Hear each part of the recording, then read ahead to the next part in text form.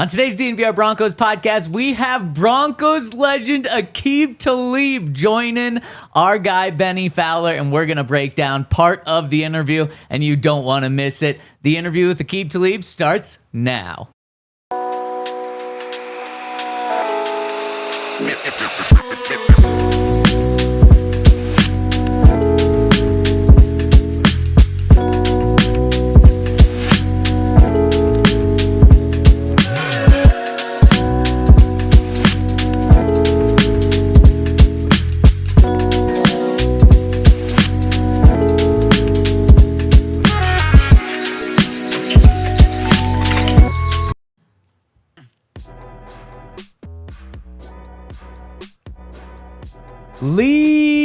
We've got Broncos legend Aqib Talib on the show today on the DNVR Broncos Podcast, which is live from the Toyota Lounge, driven by your local Front Range Toyota stores. And we are the DNVR Broncos Podcast. Ryan Koenigsberg to my left, Henry Chisholm to my right. We've got Alyssa behind the camera. Bennier Fowler and Aqib Talib are going to be joining us on this show. Zac Stevens rocking and rolling with you today. Fellas, how we doing on this hump day? I cannot wait to see what our guy Aqib Talib has to say. One of the few players that I've covered in my career that if I heard they're talking, I'm beelining it to their locker or to the podium, wherever they may be.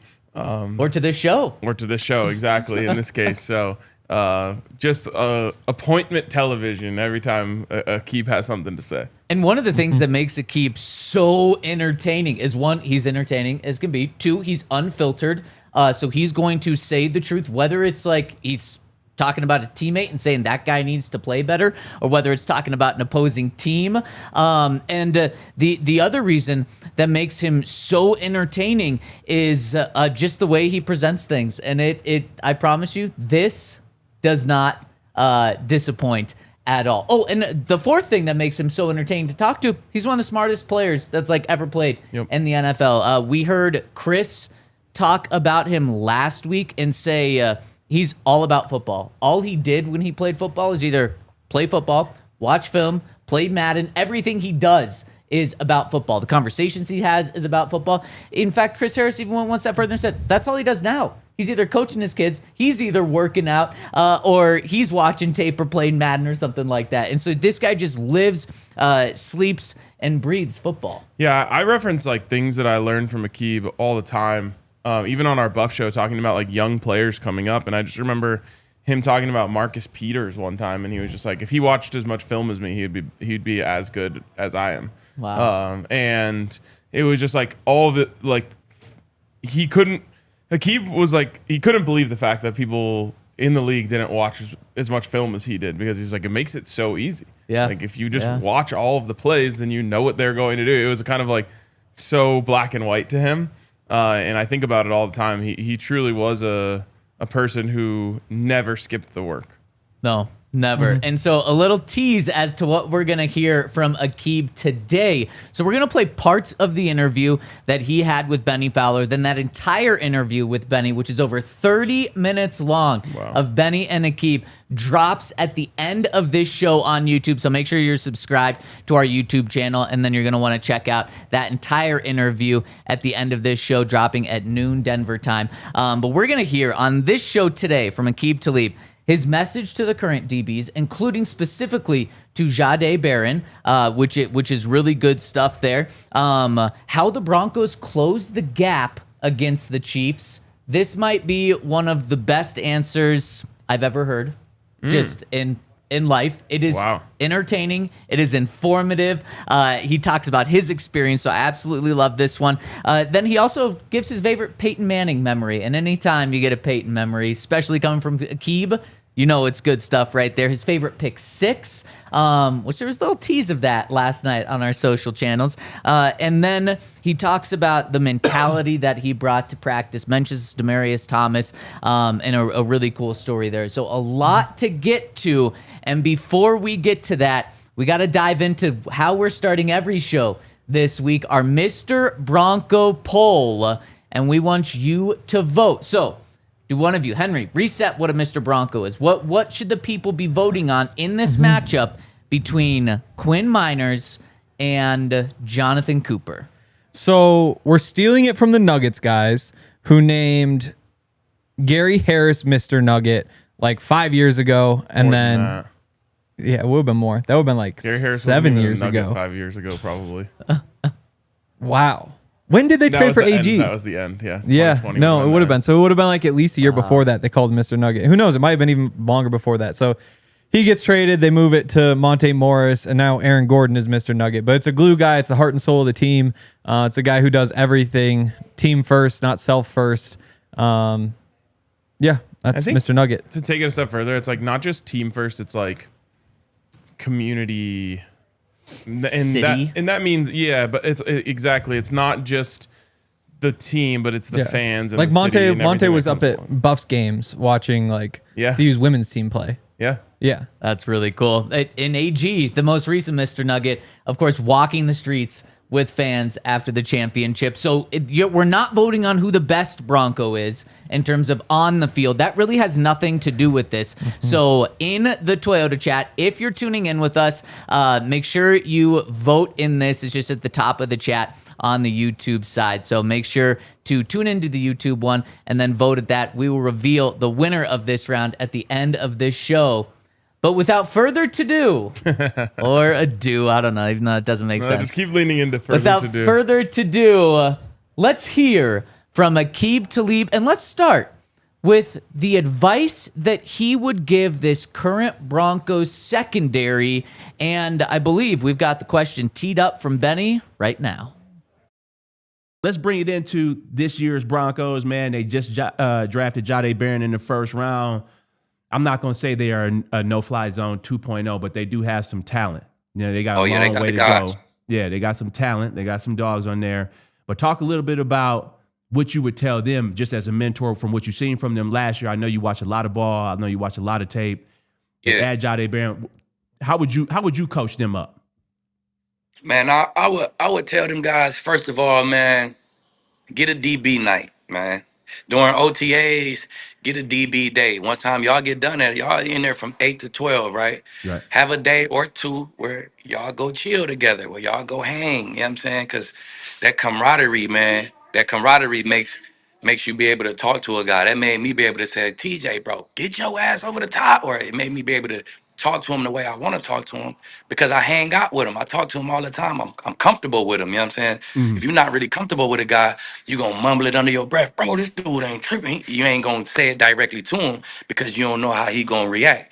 So I feel like that camaraderie, bro, is the secret ingredient that all the successful teams that I've been on, that's what we had, bro. We had that conversation where you could say something to me, I could say something back, and then we still cool. There ain't no beef between us. You know what I'm saying? You know, it's a pride thing in the NFL. Guys that don't like the way you talk to them, and they might not talk to you for 2 weeks. You know what I'm saying? Right. So that'll be step one. You know what I'm saying? Step one, bro. Build that camaraderie. Y'all boys build that camaraderie by hanging out. Have a casino night.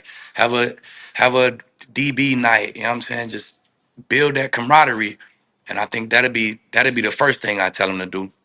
After that, I tell them, man, no gray area, bro. It got to be black and white. If you don't understand something, ask a question. Don't leave the meeting room if you don't understand it. If you don't see it the same, the corner don't see it the same way as the safety, hey, don't leave that meeting room until it's black and white. If y'all don't see it the same way as Vance, don't leave that meeting room until it's black and white, man. No gray area. That's a terrible spot to be in as a secondary if it's gray a little bit. If you understand it but don't really understand it, get a clear and direct understanding of the defense, of the scheme, what we're trying to do, and have that camaraderie, man. Hold each other accountable, man. I think that'd be a great start for guys. I love hearing everything about that. And you know what I love about it even more? That first piece of advice that Aqib gave, the Broncos are already doing that. This Broncos secondary has been doing a Thursday night dinner for a year and a half. Right after the Dolphins game, the 70-20 Dolphins game, the Broncos secondary started to do these nights together, and they transitioned from one of the worst starts in the NFL from an entire defensive perspective to one of the biggest turnarounds. And then obviously last year, one of the best, if not the best secondary in the NFL. So I love it. Keep saying that. And then that the Broncos have already been doing this, but it just reinforces, keep doing it. Yeah. I love that they're doing it. I love that he mentioned it. It's one of I think he actually used this term, secret ingredients, that will have teams playing greater than the sum of their parts. And really, when teams go out and do something special anytime, that you're usually getting that effect. And togetherness and camaraderie and brotherhood are really like what separate those teams and what make them have the secret special ingredient. And it feels to me, I don't know why, but it feels extra important in football. Maybe it's because the roster is so big that there's like so much room for clickiness and guys to, point fingers and not like each other. But when you can get a whole team, especially starting with your specific position group's room together, it completely changes. And a perfect example of this is the Buffs last year. The year before, it was like a whole new roster. Almost nobody knew each other before they got there, and they were kind of all thrown together. And guys that were on that team will tell you, like, once things started to go bad, we didn't have something to fall back on. We didn't have that togetherness. We never had time to build that. And so the whole last offseason, that was a big focus for them. First of all, there was a lot more continuation within the roster, but Coach Prime said no phones at the lunch tables. You guys got to talk to each other. You guys got to like get to know each other. And it was a big focus. And you saw like that team was able to overcome adversity in a way that the team before them wasn't. And that's just one example in sports and especially in football of like how having that is so important. Yeah. I hadn't thought about that 70-20 game in forever. It's kind of crazy to think that was less than 2 years ago. But looking through the roster, I mean, Pat's the only starter left from that secondary. So you had Isang Bassi playing nickel, who lost to Jaquan McMillan, who's now your backup nickel. You have Damari Mathis starting, who is now competing for your fifth cornerback spot. Yep. With Did you guys Chris see he dropped Havens-Drain. an album Yeah. last week? Yeah. But so he drops from number 2 to number 5. You have DTY, who's now competing for the fourth safety spot. So like you just added so much talent on top. Obviously Kareem's gone too, but I mean that's reading through some of these names, it feels like almost an entirely different team. Yeah, that is crazy. So that probably means that Pat's the one who started that and has that tradition going. Yep. Yeah. I would very much think so. Yeah. With that, and we heard from Pat. I mean, he told us he broke that news on this show. I think just like a month after they started doing it, and just how much that helped, especially doing it in the season. And one of the things that I think is so important from that is like that secondary, the no-fly zone, probably didn't need to do that to be great because they had Aqib Talib, Chris Harris, Bradley Roby, they had Darian Stewart, they had TJ Ward. The parts that they had were all good enough to still be great. But there's a reason why they are the no-fly zone and have a nickname which only a couple of defenses ever have had. It's because their sum was actually greater than those parts, and a big reason why, according to Aqib Talib himself, was that camaraderie that they built. Well, and you mentioned like the type of players that are in there. It's very easy for guys that are that dominant of personalities to separate. So the fact that they were so close and so strong together is, like we said, what part of what made it special. Yeah, I completely agree. And so let's get to Aqib's advice to Jahdae Barron himself, because he was kind of in a similar position with Bradley Roby coming in, being the first round pick, and I thought his advice was pretty darn good. But before we get to that, I want to give a shout out to our friends over at It's good friends. They're new friends, but they're good friends. Over at First Bank, where timeouts are for sports, not banking. That's why First Bank offers you the tools and services to take control of your money wherever you are. With their secure, easy-to-use mobile banking app, you can check your balance, pay friends, and stay on top of your money anytime, anywhere. It's banking that moves with you. And there's something extra. Open a First Bank checking account, and you could earn $300. It's a simple way to kickstart better banking and enjoy a little reward to making a smart money move. So if you're ready to take banking to the next level, check out efirstbank.com/bonus. That's efirstbank.com/bonus to learn more and get started. Better banking is just a few taps away with First Bank, and you can get that by going to efirstbank.com/bonus to take your banking to the next level. Certain restrictions and requirements apply. Member FDIC. And shout out to Raising Cane's. It's a great, convenient lunch option. If you're looking for flavor fast, then Raising Cane's is the way to go. They got the chicken fingers, the Texas toast, the crinkle cut fries, cane sauce, lemonade. Like, it's a very simple meal, but there's a reason why it's the best that you can find. Raising Cane's is awesome. They're just about everywhere, and you can actually order online at raisingcanes.com or the Cane's mobile app if you really want to get it quickly. It's all hand battered, cooked to order. Every bite isn't complete without the craveable cane sauce. Are you hungry yet? Dive into Flavor Flav's faves. It's Cane's o'clock. Time to dig in. Raising Cane's chicken fingers. One love. Really quick, we have some news coming down the wire. The Broncos will not be on Hard Knocks in any form or fashion this year. The training camp Hard Knocks is going to be the Buffalo Bills. So they clearly accepted that and welcomed it because they could have declined it being a playoff team. And the in-season Hard Knocks division is going to be the NFC East. So Broncos completely avoid this. Somehow, like, the Broncos, who are fantastic for ratings, have still never been on Hard Knocks. Hard Knocks is kind of dead, right? Yeah. It's a shame. Yeah, they overdid it. When it was just once a year for like a month or whatever, people were all in, but you start trying to go year round with all this different stuff going on, and nobody wants that. It's actually crazy because, like, you know, you talk with like marketing people and things of that nature and brand people, and they'll tell you stuff like this, like, oh, you could oversaturate them, and like, it doesn't sound believable for some reason when you hear it for the first time. But like, Hard Knocks muddied the waters for me to where, like, I don't really know what it is anymore. Like, it used to just be so obvious. Tune in for training camp, lock in.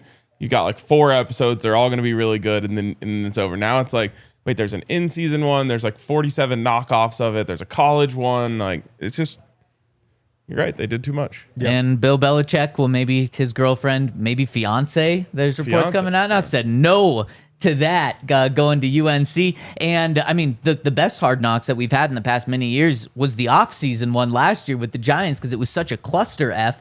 And no team did that this year because it was such a mess. Yeah. I didn't even watch, though, because Hard Knocks had killed it for me. I literally just seen saw the like clips. 2 clips from it. Yeah, exactly. The clips are pretty good, though. Okay, so speaking of clips, let's get back to this Aqib Talib interview and his advice that he would give Jahdae Barron, being a rookie, first-round pick, because Aqib Talib was also a first-round pick, and then he also saw his team draft a first-round pick in Bradley Roby. So what's his advice to Jahdae Barron, now coming into a secondary that's already really good? How would you talk to the young buck, Jahdae Barron, being a first-round pick? You were a first-round pick. There's a lot of expectation on you to play the corner position. It's one of the hardest positions, if not the hardest, up there with quarterback. How would you tell him how to approach this year? Obviously, he seems like a great kid. He asked to be put on speakerphone with the entire organization, so he's got great character. How would you talk to him? I tell my guy, just reset. That's what I did, man. I got to the league and it was like, all right, this is what I dreamed of, right? Now I gotta set a new goal. I'm here now. What I want to do now? So I think I reset, and I was like, man, what I'm gonna do now? I want to be the best now. I want to see. I got here. I went through a rookie mini camp. I kind of seen the flow of things. I felt like I could be the best. So now I set a new goal. I want to be an all-pro, man. I'm trying to be a first-team all-pro, pro bowler. I'm trying to be one of the guys. So reset first, man. Take that first-round jacket off, and now you ain't did nothing in this league. So prove yourself all over again. And, bro, you got the cheat code, bro. Follow Surtain around, ask some questions, get his number, and see how to be a pro, bro, because it's totally different. Now it's your job. We don't got school no more. All them hours need to go towards you being a pro. You know what I'm saying? So you got the cheat code right in front of you, man. He a good dude. He's not going to stiff arm you and mislead you on information. So get up under that dude wing and learn how to be a pro, man. Reset. Get up under Surtain wing and learn how to be a pro. It don't matter how agitating you think you might be, or I don't want to just be calling. Do it. Yeah. Do it anyway, fam. I'm telling you. You got the cheat code, bro. And he's spot on about everything he said. And if Aqib Talib is giving me this information, boy, that's so much easier to digest than even a coach giving it to you. Like, Aqib Talib is telling you this. One of the greatest, a first-round pick, incredibly talented. He's telling you to, okay, reset. man, it's a lot easier to hear. For sure, and the cheat code is so real. Yeah. And it's important what he said at the end there about like who Pat is. Like, we were actually talking about this on the Buff Show yesterday, but what Joe Flacco said about Lamar Jackson when he got there. He's like, oh, it's not my job to mentor anybody. Like, I'm here to play football. Then he said that about Drew Lock as well. Yeah, exactly. He's been steadfast in that belief.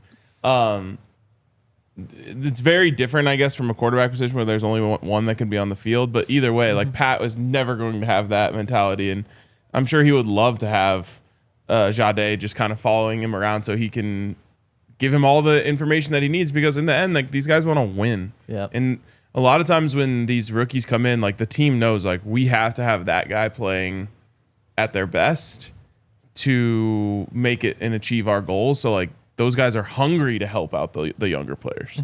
And I mean, Aqib probably wouldn't have turned out into who he was if he didn't spend the first 5 years of his career with Jahdae Barron.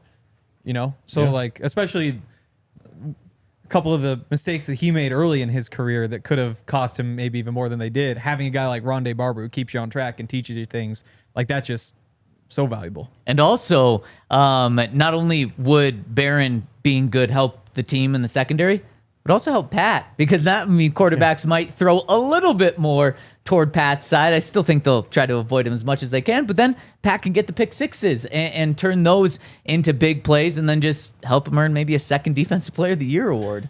What's crazy is, doesn't it feel like with Pat, like he never had to learn from anyone? I mean, his dad. That's what I mean. Like he just walked into the league knowing how to carry himself, how to be a pro. Even the way that he played at Alabama, he played like a pro. Yeah, he's just a 100%. robot. Yeah, exactly. So it's just funny to think about, what a home run Pat Surtain has been, because, and it's not to say that Jahdae does need it, but most rookies need, someone to guide them the way. It feels like Pat came in and he was like a 10-year vet this first day he stood on the field.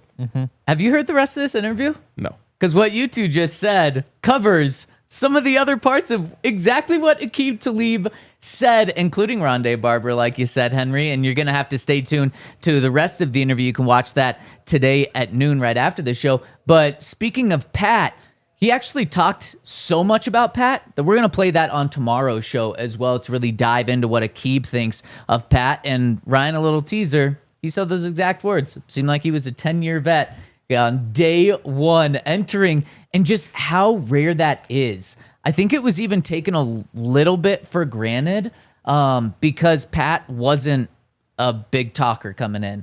And cornerbacks sometimes, as Aqib will show us, can be big talkers. Chris as well, and there's nothing wrong with that. But Pat was just so understated that, like, for as good as he was coming in, he didn't get enough publicity for it. Now he's finally getting that with the Defensive Player of the Year award. But for Aqib to say the things that he does about Pat is pretty incredible. And it's just more eye-opening and shows us just how good he is. So tomorrow we're going to get into that. Plus, Aqib breaks down every wide receiver matchup that Pat has this coming year.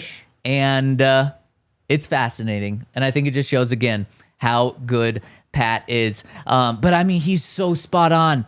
Jahdae Barron is in a perfect situation. There's no better situation for a cornerback to come in. He has no pressure on him right away, or very little pressure on him right away. If he's not the starting number 2 cornerback, day one, that's not a disappointment, because he can be that nickel cornerback. That's all he has to do, is be the third cornerback on this team for there to be no pressure on him. And then he's joining a great defense too. Yeah.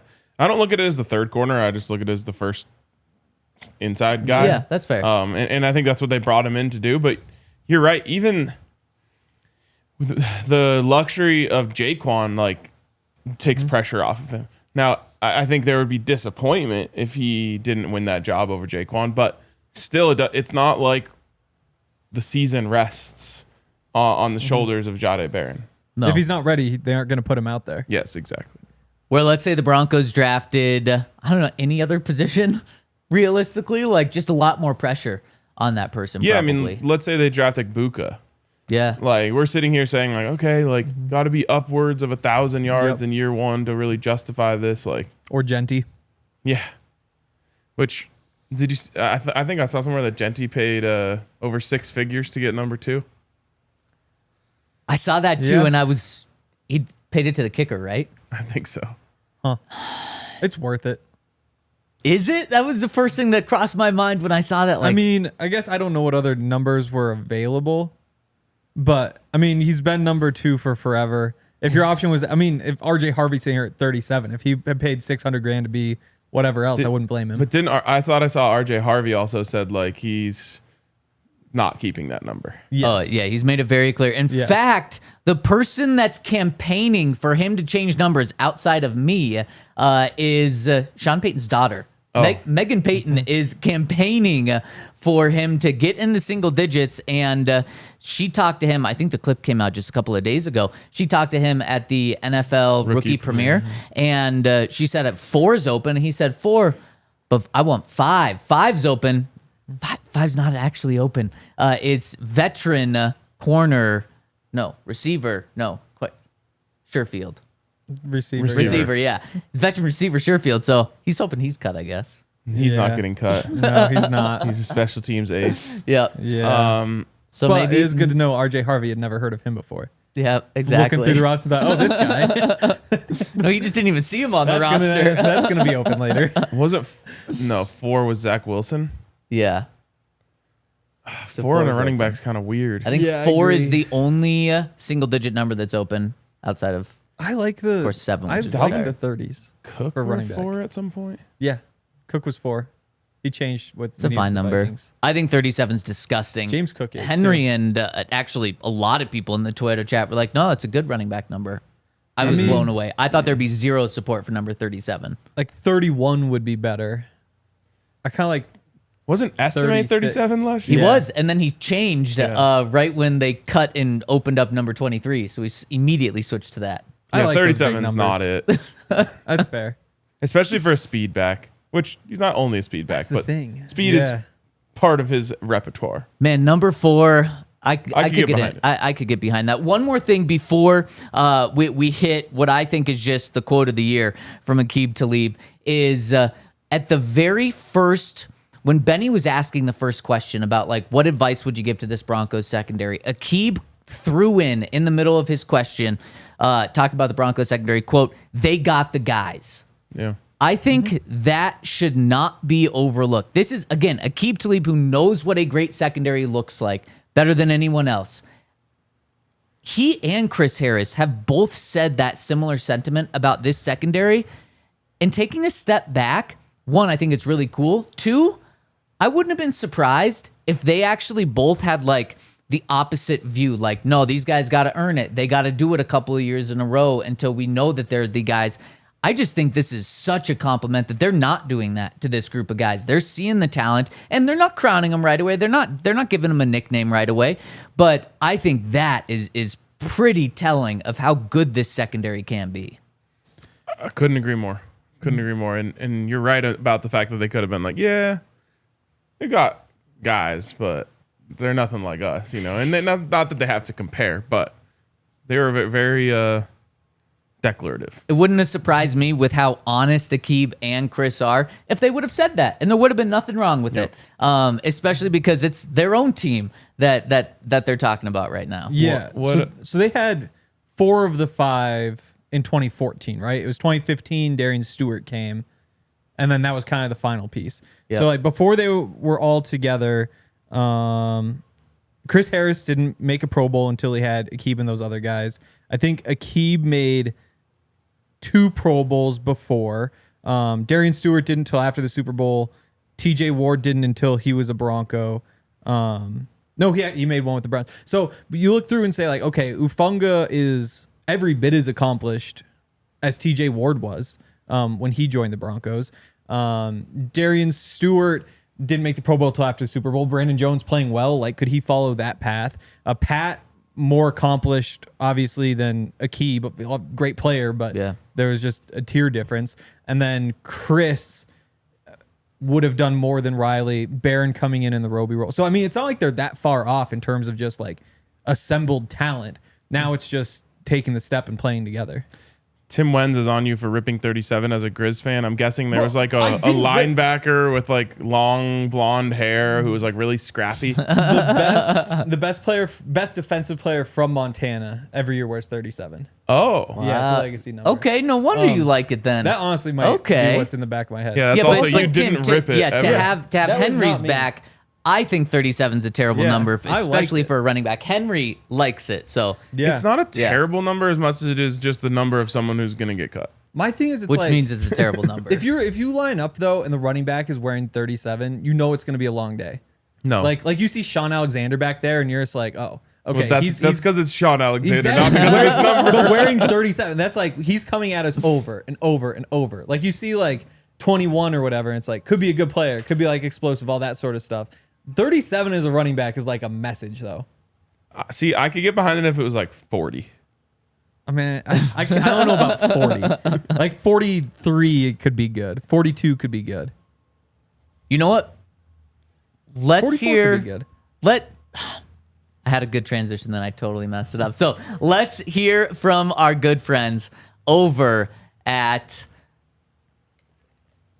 Empire Today, where it doesn't matter what number you're wearing. If you are on an Empire Today floor, you know you're going to look good because Empire Today floors are amazing. I mean, I'm just looking at the one that we've got in our studio right now. You can't really see it on the screen, but it's this nice hardwood with, I think what we don't talk about enough is their finishes, like that trim piece. The old trim piece that we used to have when it was not an Empire Today Danger floor to society. was a piece of metal that was sticking up in all different places, and the nails were sticking up in all different places. Yeah, danger. Now, this thing, we've had it for as long as we had the other floor, and it looks like it's brand new, especially those trim pieces. And at Empire Today, you're just going to get the absolute best quality. And you're also going to get $350 off when you go to empiretoday.com/DNVR. They're going to give you $350 off. Plus, you can schedule a free in-home estimate today because some things are better at home. And DNVR listeners get that $350 discount when using promo code DNVR. That is right, $350 by using that promo code DNVR. Go to empiretoday.com/DNVR. Restrictions apply. Visit empiretoday.com/DNVR for full details. Also, we're coming up on one of our favorite events of the year. It's the UC Health Healthy Swings Charity Home Run Derby. 7th annual coming up. I think we were at the first one. I think so. Yeah. We're old. Man, that's when we started like our social media days too. Yep. Didn't we get Jano on a question there, I think? Yeah, we had that. Yeah, we had a couple good ones. That's funny to think back. We were like trying to create fun, creative videos. Cortland Sutton, Alex Singleton, Marvin Mims, and more will be stepping up to the plate. By the way, I'm still waiting on my invite to swing. That's true. I never got. Yeah. Are they doing celebrities again this year? Or is it just professional athletes? I don't know, but I feel good that you just said that. So That was a fun way to phrase it. I'm good now. I don't even have to be invited. Yeah. UCL has donated over $900,000 to local charities over 6 iterations supporting Coloradans with food insecurity, cancer screenings, and veterans' mental health challenges. This year's beneficiary, is Freedom Service Dogs. Freedom Service Dogs provides service dogs to individuals with limited mobility, young adults with autism, veterans, and first responders to help with disabilities like PTSD, traumatic brain injuries, and more. So shout out to our friends over at UC Health for putting on such a great event, and we'll, of course, be there. And shout out to everyone tuning in right now. Shout out to Benny for a fantastic interview with Aqib. And again, he's got over 30 minutes with Aqib that's dropping on our YouTube channel just after this show. So make sure to subscribe to our YouTube channel. And that's going to be under the video section on our YouTube channel. And shout out to Aqib for giving 30 minutes of his time to us. And especially shout out to Aqib for this next answer. He knows a thing or two about beating the Kansas City Chiefs. He did it plenty of times when he was wearing orange and blue. And Benny asked him, how do the Broncos beat him? Here's what he said. Bro, put your captain hat on real quick. Put yourself in the Broncos locker room. How do we close the gap against the Chiefs, bro? Because the mentality that you would have going into that game. Yeah. Yeah. How are you approaching that conversation in terms of the way we play Kansas City? Chris on the show last week was like, hey, man, somebody got to go hit him. We sending a message. And I know that's something that you would do right away. Super Bowl, you sent a message on the first drive of the game. There are certain games I play with you. You just let everybody know, hey, this is what I'm on. Nuts got to be to the floor, man. You can't be scared to play man against them. A lot of teams get scared to play man against them, and that's when Pat do what he do. So we got the DBs to play man against them. We got the rush. Blitz the hell out of them. Hit them. Create turnovers, bro. If we don't come out with 2 turnovers, we ain't going to win. If we don't come out with 2 turnovers, we're not going to win. We're going to have to, like Chris said, we got to lead the game with 2 personal fouls. We gotta set the tempo as we the big dogs, but we gotta play man. We gotta blitz them and we gotta hit them, bro. That's how we got through Tom. That's how we got through the teams who we got through. Who the cold quarterbacks who we got through. We dropped our nuts. We blitzed the heck out of them and we played man. They gonna catch passes on us, but that style of play it don't favor the offense. You know what I'm saying? It favor the defense. So that's how we gotta play them, bro. That's how we gotta play 'em. hit Come on, man. I love Aqib. He just keeps it 100. Yeah, he's right. It goes back to our conversation last week about dogs. And I feel as though the Broncos were lacking that in recent years. And we were kind of ranking the players on the team that fit that mold. And to me, 2 of the top 3 are probably 2 guys that were added this offseason, which is Dre Greenlaw and Talanoa Hufanga. And because of that, I don't think that's a coincidence. I think that the Broncos brass understood we need more guys who are assholes on the field. It's just, it's a prerequisite of being a great football team. Yeah. And I think the Broncos were lacking in that category, and they addressed it this year. And I think that you're going to see more attitude. Aqib is like the top of that list. Yes. So I don't know if you're going to get to quite Aqib levels. Even TJ Ward is at like the top of that list for me. But I think they address the need in that area this offseason. I think you will see a different attitude on the field when they're playing the Chiefs. Yeah. I mean, And he's made it simple. Drop your nuts on the floor, get 2 turnovers, and have 2 personal 2 fouls. personal fouls. Yeah. Like there's your recipe for a win. It's awesome. And I love that. Like We should have like the Aqib Talib like checklist when they play the it's like the 999. play the Chiefs. We'll tweet it out every time they check one of the boxes. How will you know if they've dropped their nuts? It'll they be win. obvious. Also, don't play zone. Just play man. And the Broncos now have the guys to just play man on them, especially now. Like Travis Kelce is always just a tough matchup, but he's not going to burn you, so you don't really have to worry about that part right now. But like Rashee Rice, okay, I'll take anyone in the Broncos secondary against him.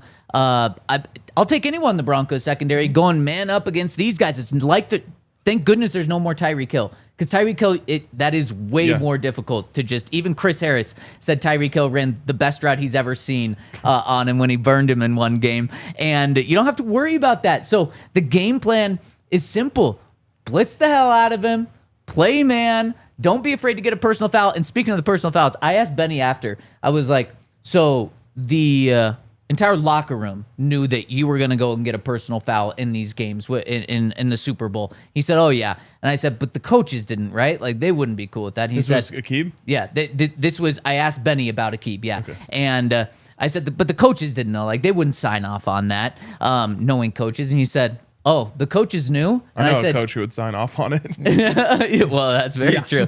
And I said, well, did they try to stop him? And they said, incentive. they knew there was no chance that they could stop Aqib from doing what Aqib was going to do. And it's that thing that's like, if you're not good, you can't do that. You're going to be cut. You're going to be benched. Yep. If you're good enough, though, and you see that your teammates rally around that, okay, yeah, you can sign off on that. Yeah. So who is that guy? Because Dre Greenlaw is definitely a guy that's going to get the team fired up, bring it every single play. I don't know if that's him, but I think Aqib said you need to leave a game with the Chiefs with 2 personal fouls. Mm-hmm. Who's this going to be? No, he's right. Oh, I love all of our listeners. Jonathan Cooper and Dre Greenlaw. I like it. I like it. I mean, there are a lot of options. They're all capable. I mean, those would be good bets. Alex is a good bet. I think he's secure enough in his spot. That's true. But yeah, I love like all of our listeners individually, but I know that there's at least like 3 of them right now who are saying you can't just be trying to get personal fouls. The thing is, as crazy as it sounds, like that is the right thing to do. Like that's how you set the tone. You have to be good enough as Yeah. a defense, and if you're good enough, then you can. I mean, if the people are questioning it, Just look at that no-fly zone and that Super Bowl 50 defense. I mean, Aqib would have been thrown out of the game on the first drive under the current rules. Oh, totally. What was the other, so there was the face mask that wound up being like a 1 yard penalty because it was down by At the goal line. What was yeah. the other one? I can't remember. I can't remember it but either. he did. He had For some 2 in reason, the first quarter. He did. Yep. It was right away. Yep. Yeah. I remember my grandmother was so angry, and I was like, "There's It's a key, it's the right man. thing. It's a 1 yard penalty, and you just almost ripped the guy's head off. It's a steal. Like that. The price tag is incredible for that. You have to have a margin of error Yeah. to be able to pull this off, and I think that this current Broncos defense has that margin of error. Hate to do it, but Mahomes has the opposite thing, right? Where it's like he doesn't care if it's 3rd and 18. Yeah. He's gonna find a way, and there's defenses that are the opposite. It's like, okay, you can get a couple personal fouls, you can get down inside the 5 yard line. We're still not letting you score, and I think that this defense has the ability to be that type of defense who can get away with it. I mean, that we talk about the Super Bowl ones, but those guys were getting personal fouls all year long, Yep.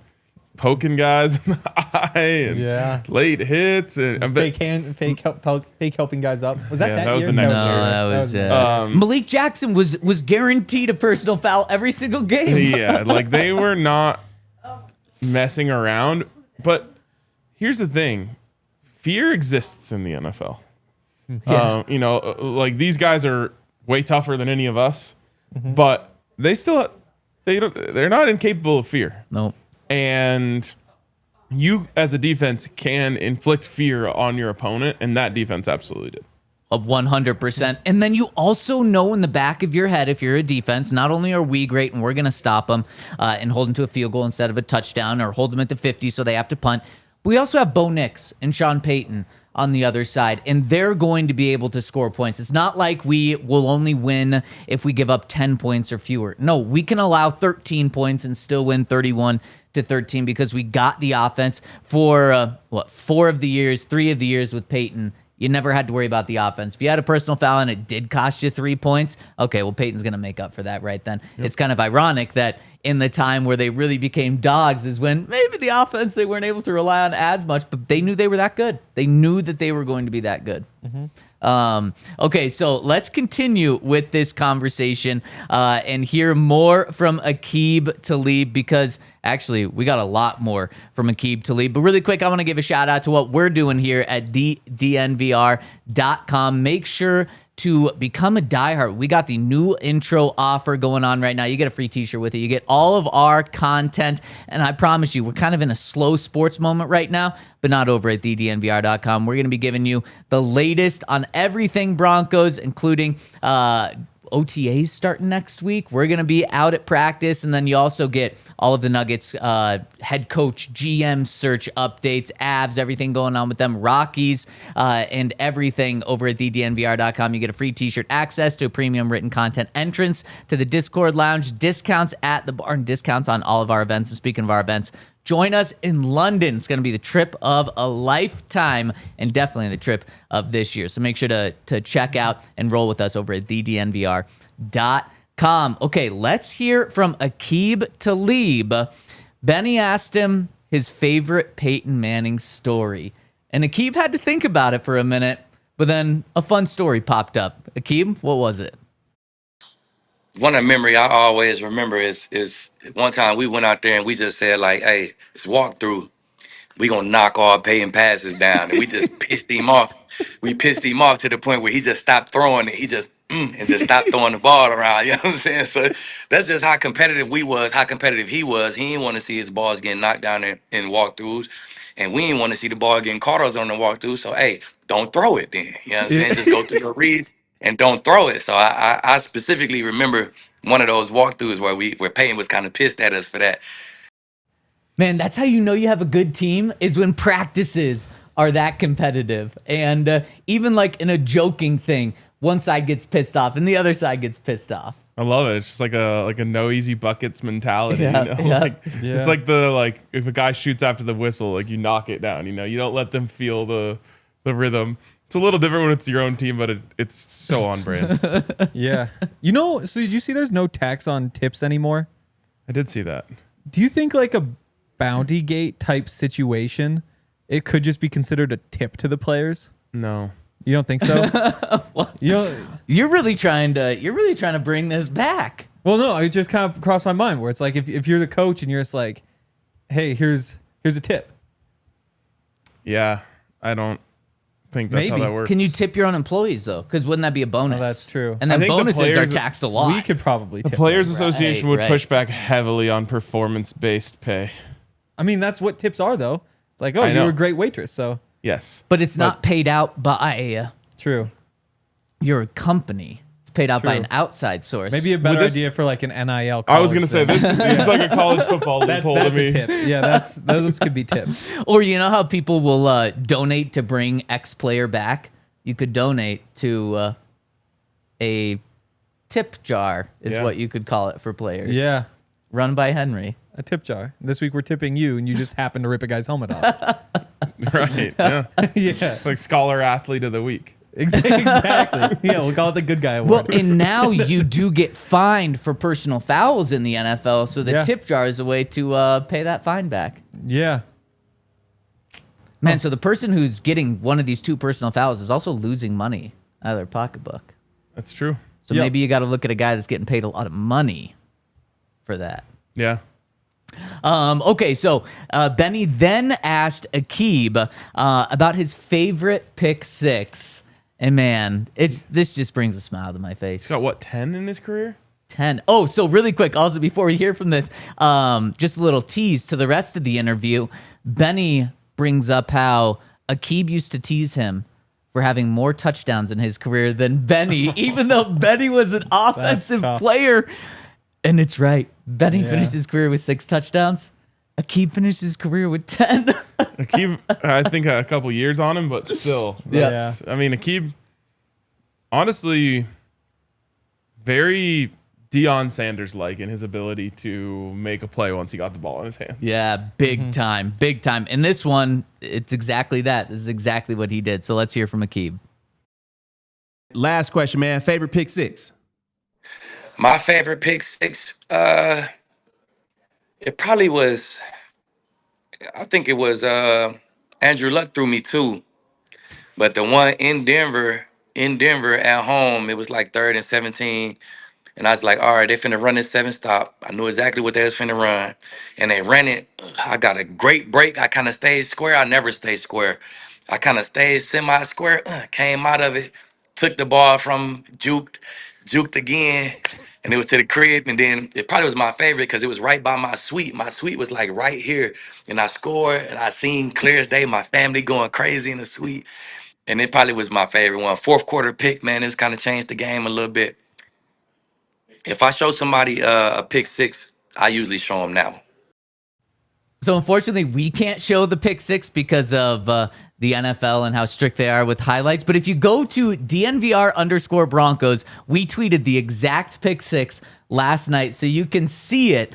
And just hearing Aqib walk me through it is even better than it looks on the field, because he's like, and then I'm like, and then I see him, and he was in such smothering coverage, you can't tell there's a receiver right there. Wait, and that's one of the parts he didn't even bring up because he loved the rest of the pick 6 so much. You cannot tell that Andrew Luck is throwing it to receiver because he's right there. Crazy. And it just goes back to what we were talking about earlier with him and his film study. He knew exactly what play they were going to run before they ran it. And so he got a pick 6 off of it. Yep. My conspiracy theory is that there's a lot of levels to it. Actually, James Palmer was at the Rockies game last night, so I got to sit with him for a couple innings and hang out. And he Back-to-back Rockies games? Yeah, well, he's there because Wow. he's a Phillies fan. Yeah, so but he for was you. actually back-to-back spot, and it turns out the night before I was also in the same section down below. But yeah, I pitched this to him, and he wasn't a huge fan, but I want to try it on you guys. And my thought is, first, Travis Hunter will be good, like playing both ways, and it'll kind of like get people thinking like, oh, this is possible. And then the Olympics are going to come around, and Pat's going to be an awesome receiver in the Olympics because that's God. apparently what he's pushing to do.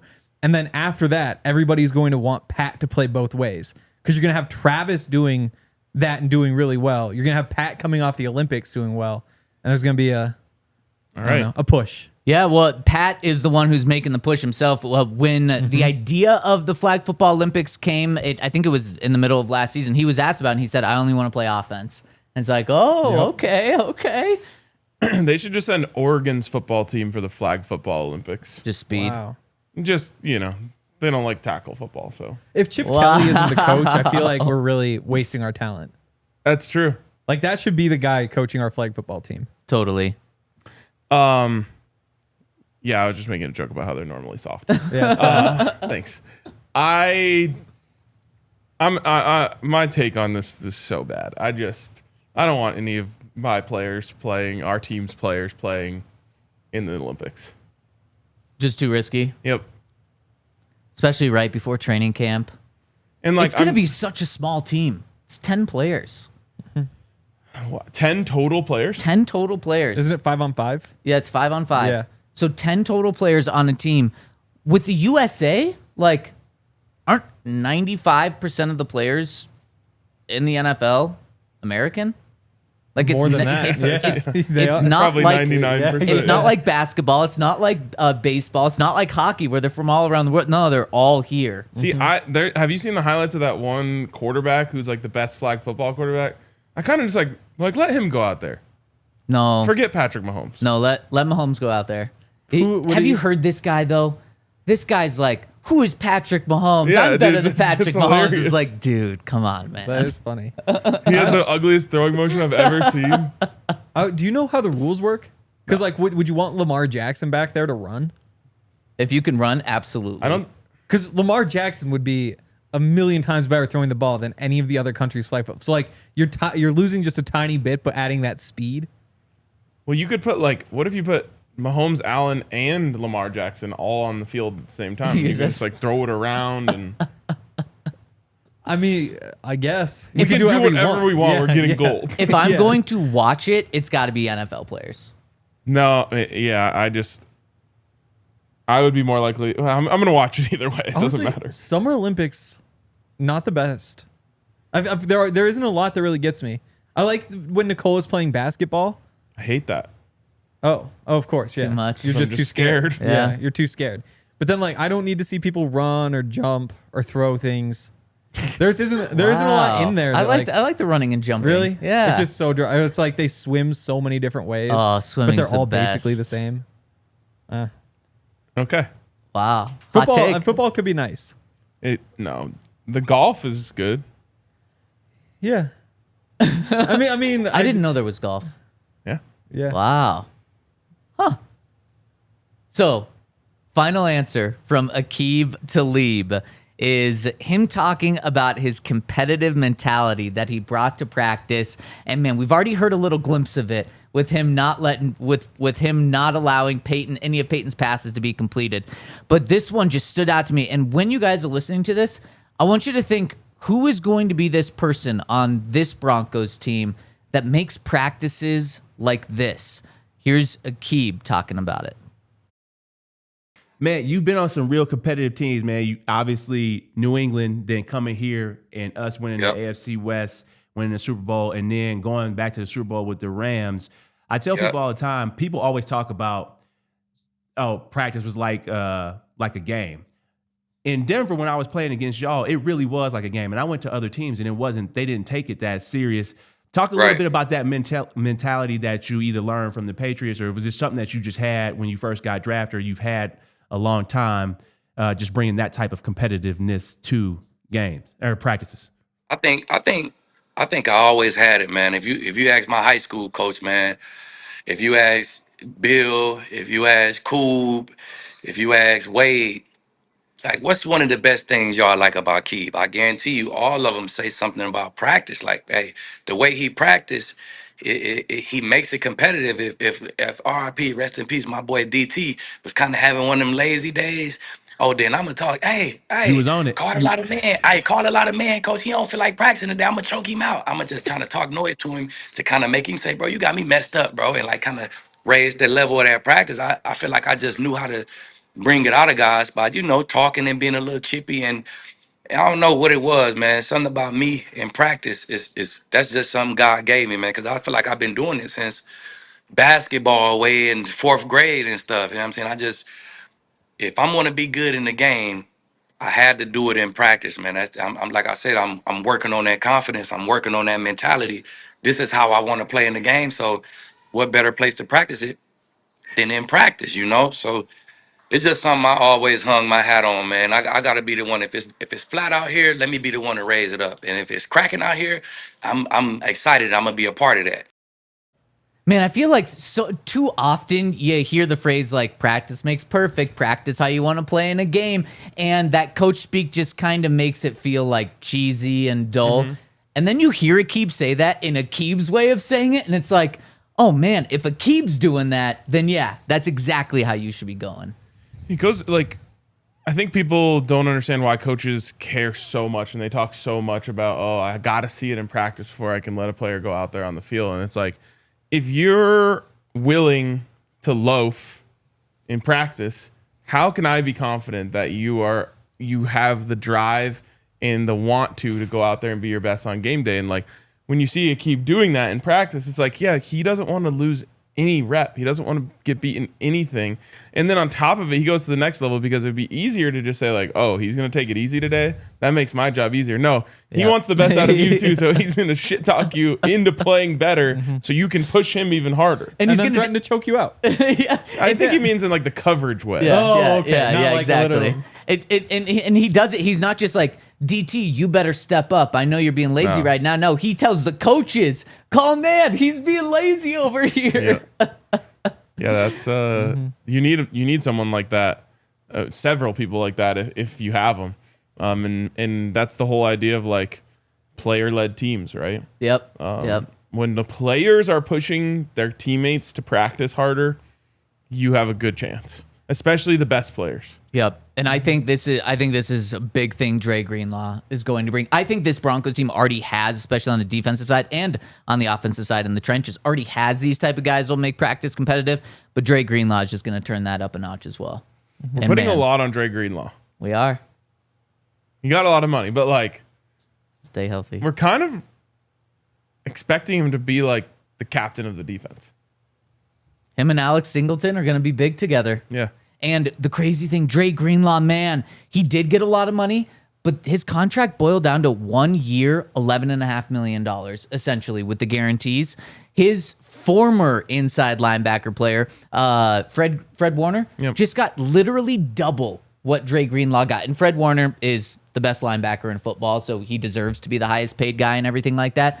But I think the money that Dre Greenlaw got is actually going to be viewed as a deal if he can just stay healthy, which I mean, there's no better spot for him to be in Denver than in Denver to stay healthy. Well, yeah, and that Niners linebacker room was like a Batman and Robin situation, and now Dre gets to go show that he could be Batman. Yep, yep, exactly.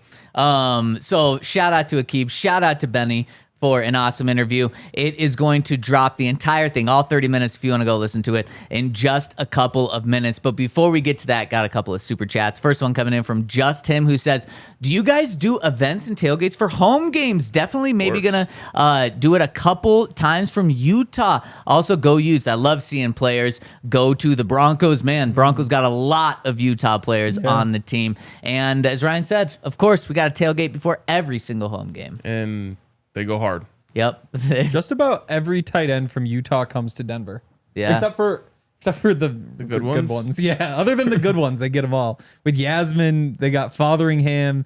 They've got Loner. Yep. They had Wait, who are the good ones?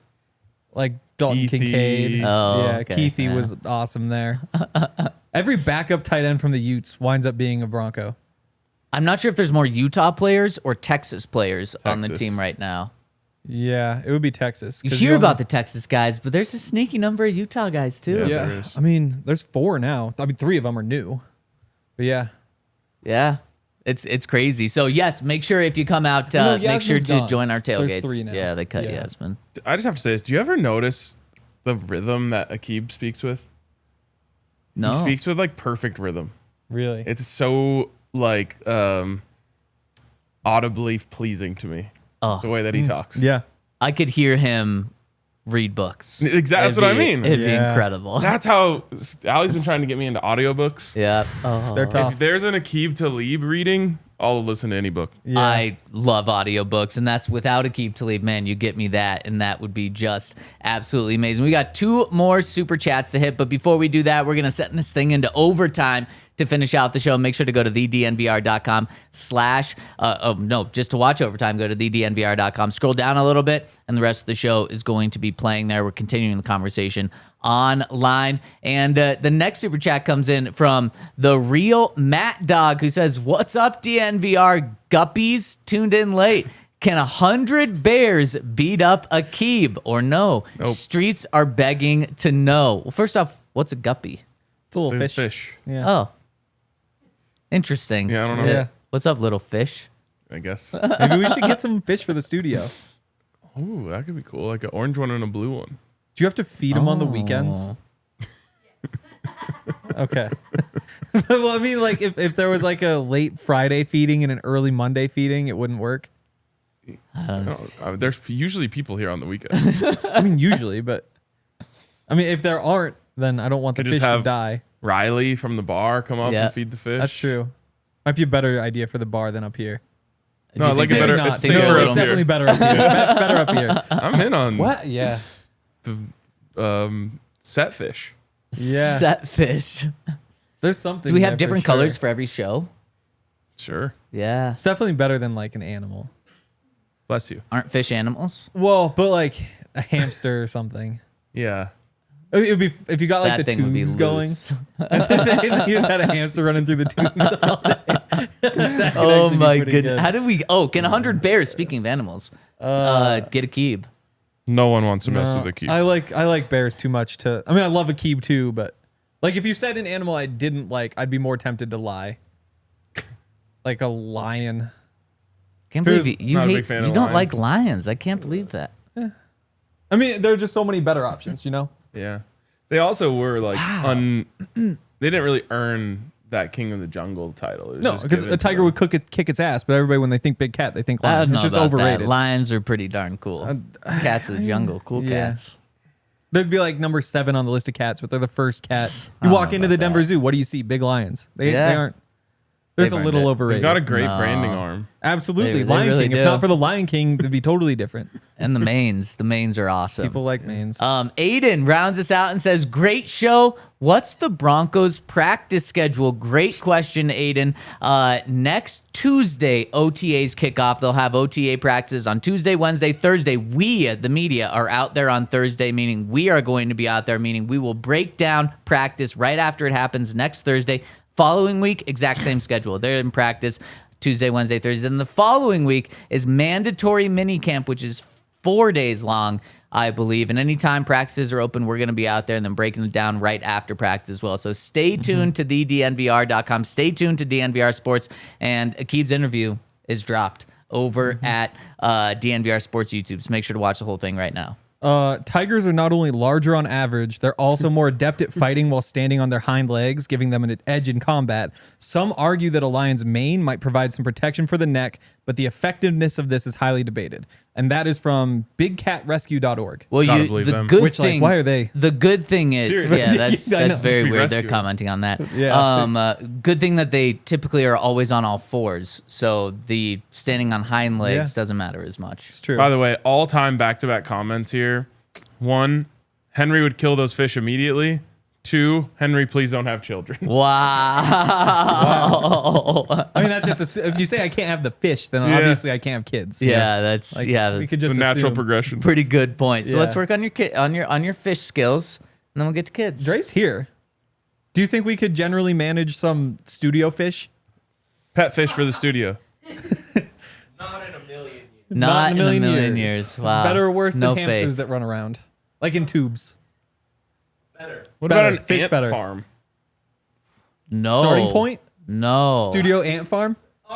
Now we're talking. The Okay. ants, We're talking. the ants would escape in a heartbeat, and we'd have ants everywhere in this studio. Especially, yeah. Yeah, Better than hamster shit. that's Yeah. true. Better than Oh, hamsters. yeah. The smell and look of a neglected fish. Because if it shits way up at the top of Yeah, the yeah. tube, like be, then yeah. how do you even get to the hamster shit when it's in like the curvy. We gotta end the Yeah, show. I think we just got to stick with talking sports. Yep. And Yep. tomorrow we're going to be talking more Aqib Talib, breaking down Pat Surtain. But if you want to watch the whole interview now, go to DNVR Sports YouTube, go to the video section, and boom, the full interview is right there. Shout out to Aqib. Shout out to Benny for a fantastic interview, and we'll see you tomorrow at 11 a.m. We all silly like the mayor.